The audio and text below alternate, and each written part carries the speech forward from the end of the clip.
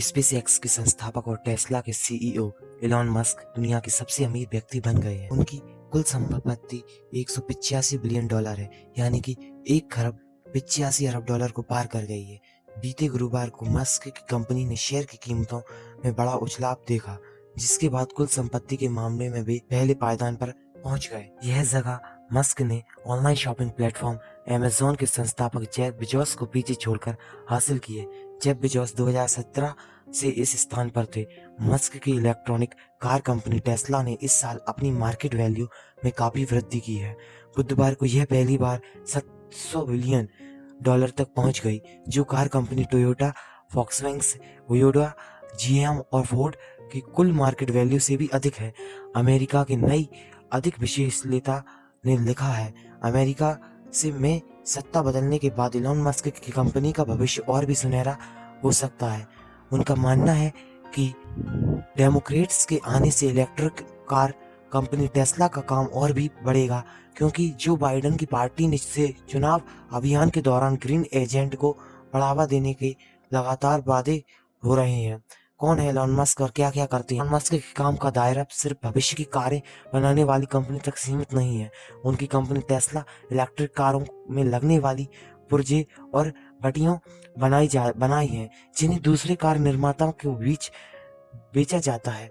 वे घरों में लगने वाले सोलर एनर्जी सिस्टम बनाते हैं, जिसका मांग वक्त के साथ बढ़ी है। वे एक अंतरिक्ष अन्वेषण कंपनी भी चलाते हैं। साथ ही वे अमेरिका में सुपरफास्ट अंडरग्राउंड ट्रांसपोर्ट सिस्टम का खाका तैयार कर रहे हैं। आज के समय में एलॉन मस्क की पहचान एक अमेरिकी उद्योगपति के तौर पर है, पर उनका जन्म दक्षिण अफ्रीका में हुआ था। उनकी मां मूल रूप से कनाडा की हैं और पिता दक्षिण अफ्रीका के। मस्क के अनुसार उन्हें बचपन से ही किताबें पढ़ने का बहुत शौक था। वे कहते हैं कि बचपन में बहुत ज्यादा शांत रहता था, वह इस वजह से मुझे बहुत परेशान किया गया। 10 साल की उम्र में एलॉन मस्क ने कंप्यूटर प्रोग्रामिंग सीखी और 12 साल की उम्र में उन्होंने ब्लास्टर नामे की वीडियो तैयार किया, जिसे एक संस्थापक ने 500 अमेरिकन डॉलर में खरीदा। इसे मस्क की पहली व्यापारिक उपलब्धि कहा जाता है। 50 वर्षीय एलॉन मस्क के बिजनेस की शुरुआत असल में साल 1999 में हुई, जब उन्होंने और उनके भाई किम्बल मस्क ने अपनी सॉफ्टवेयर कंपनी Zip2 के लिए एक सफल डील तलाश ली। इससे मिले पैसे को 27 वर्ष की उम्र में मस्क ने नई कंपनी में लगाया, जिसका नाम X.com था, और इस कंपनी का दावा था कि वो पैसा ट्रांसफर करने की व्यवस्था में क्रांति लाने वाली है। मस्क की इस कंपनी को आज पेपाल के नाम से जाना जाता है, जिसे साल 2002 में ईबे ने खरीद लिया, और इसके लिए मस्क को 165 मिलियन डॉलर मिले थे। यह उनके करियर की बड़ी उपलब्धि थी। इसके बाद मस्क ने अंतरिक्ष अन्वेषण की तकनीकों पर काम करना शुरू किया। उनके इसी प्रोग्राम को स्पेसएक्स का नाम दिया गया, और जिससे से मनुष्य का कल्याण हो सके, मनुष्य आने वाले वक्त में दूसरे ग्रहों पर रह सकेगा। साल 2004 में एलॉन मस्क ने इलेक्ट्रॉनिक कंपनी कार टेस्ला की बुनियादी रखी, और कहा जाता है कि भविष्य में सब कुछ इलेक्ट्रॉनिक होगा। स्पेस में जाने वाले रॉकेट भी, और टेस्ला इस बदलाव को लाने में अहम भूमिका निभाएगी। मस्क की सफलता का राज क्या है? बीबीसी के संवाददाता जस्टिन रॉलेट ने एलन मस्क से एक साक्षात्कार के दौरान यह प्रश्न पूछा था कि आपकी सफलता का राज क्या है, और रॉलेट को इसका जवाब जो मिला, जो समझ आया, वो है एलॉन मस्क का बिजनेस के प्रति एटीट्यूड, यानी व्यापार और अपने काम को लेकर उनका अलग नजरिया। कुछ वर्ष पहले हुए इस साक्षात्कार में मस्क ने कहा था, मैं नहीं जानता कि मेरे पास कितनी संपत्ति है।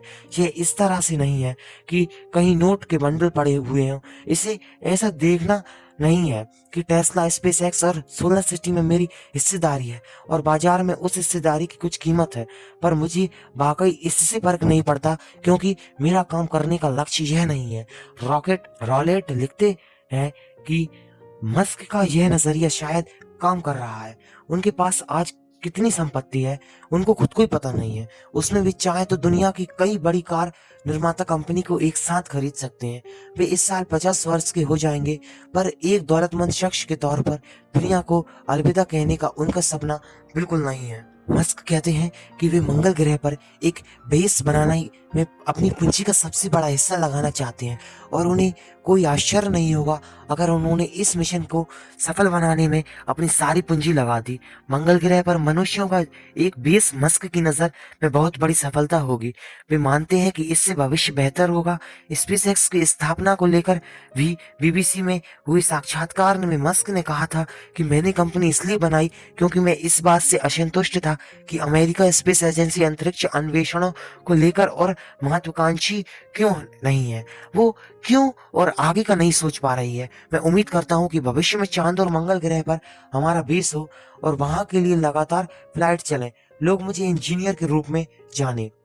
मस्क चाहते हैं कि लोग उन्हें एक निवेशक से ज्यादा एक इंजीनियर के रूप में जाने। रॉलेट से साक्षात्कार में उन्होंने कहा था कि मैं हर सुबह किसी नई तकनीक समस्या का हल ढूंढने के लिए उठना चाहता हूँ। बैंक में कितना पैसा है इसे मैं सफलता का पैमाना नहीं मानता।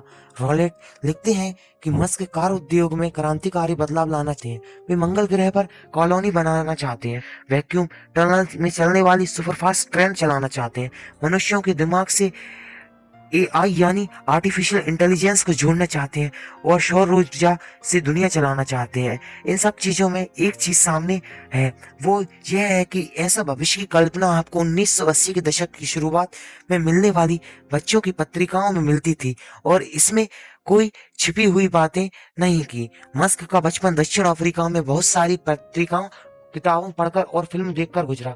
मस्क बदलाव की धीमी गति के में विश्वास नहीं रखते। वे जल्द से जल्द जीवाश्म ईंधनों के बीच पीछे छोड़ देने चाहते हैं। साथ ही मानवता के अस्तित्व को लंबे समय तक बनाए रखने के लिए वे मंगल ग्रह पर उपनिवेश विकसित करना चाहते हैं। जोखिम उठाने की आदत। इलॉन मस्क जोखिम उठाने वाले शख्स हैं और उन्होंने ये साबित किया है। 2008 में सब दुनिया ने आर्थिक मंदी का सामना किया तो मस्क की हालत भी काफी खराब हो गई थी। इसके बाद उनकी नई कंपनी ने कई सफलताएं देखी। स्पेस एक्स के पहले 3 लॉन्च फेल हुए। टेस्ला में भी उत्पादन से जुड़ी कई समस्या आती रही। मस्क तंगी में फंस गए। अपने साक्षात्कार में इलॉन मस्क ने बताया था कि एक वक्त ऐसा भी आया जब उन्हें अपने खर्चों के लिए दोस्तों से पैसे उधार लेने पड़े, पर क्या उन्हें कभी दिवालिया होने का डर नहीं होगा? इस सवाल के जवाब में इलॉन मस्क ने जस्टिन रॉलेट से कहा था, ज्यादा से ज्यादा क्या होता, मेरे बच्चे को सरकारी स्कूल में जाना पड़ता तो इसमें क्या बड़ी बात होती, मैं खुद सरकारी स्कूल में पढ़ा हूँ। रॉलेट लिखते हैं, हमारी मुलाकात के दौरान मैंने पाया था कि मस्क एक चीज से जरूर निराश थे और वो थी आलोचनाएं। उनका कहना था कि आलोचनाएं किसी आधार पर होनी चाहिए, पर यहाँ तो लोग खुले तौर पर टेस्ला के डुबाने का इंतजार करते हैं। हालांकि उन्होंने कहा था कि आलोचनाओं की वजह से अपने इरादे में कभी बदलाव नहीं करते। मस्क के अनुसार जब उन्होंने स्पेसएक्स और टेस्ला की नींव रखी थी तब उन्हें खुद विश्वास नहीं था कि वो इससे पैसा कमा सकेंगे या नहीं। काम करने की लत। इलॉन मस्क को करीब से जानने वाले कहते हैं कि उन्हें काम करने की लत है। टेस्ला मॉडल 3 को तैयार करते समय उन्होंने कहा था कि वे हफ्ते में 120 घंटे काम करते और उसमें उन्हें मजा आता था। कोरोना महामारी के दौरान जब सैन फ्रांसिस्को स्थित उनकी फैक्ट्री बंद हो गई, लेकिन फिर भी लॉकडाउन के प्रतिबंधित के खिलाफ इलॉन मस्क खुलकर बोले। उन्होंने कहा, जो लोग महामारी का हवा बना रहे हैं वे बेवकूफ हैं। उन्होंने घर में रहने के उपदेश है जबरदस्ती बताया और कहा कि कोविड लॉकडाउन संवेदनाओं अधिकारों के खिलाफ है। महामारी के खिलाफ ही इलॉन मस्क के घर बेटे का जन्म हुआ। इस मौके पर उन्होंने ट्विटर के जरिए दुनिया को बताया कि उन्होंने बेटे का नाम XAEH रखा है। कुछ लोग मानते हैं कि इलॉन मस्क के मन को पढ़ा नहीं जा सकता। उनके व्यवहार का पूर्व निर्माण मुश्किल है, लेकिन इसका उनके काम पर जरा भी असर नहीं दिखता। बतौर उद्यमी वे एक दूरदर्शी इंसान है। सितंबर 2020 में उन्होंने कहा था कि जल्द ही उनकी कंपनी की सभी कारें सेल्फ ड्राइविंग वाली होंगी, यानी कि ड्राइवरलेस कार होंगी। वे अगले 3 वर्षों में सस्ती इलेक्ट्रिक कार लाने का भी इरादा रखते हैं।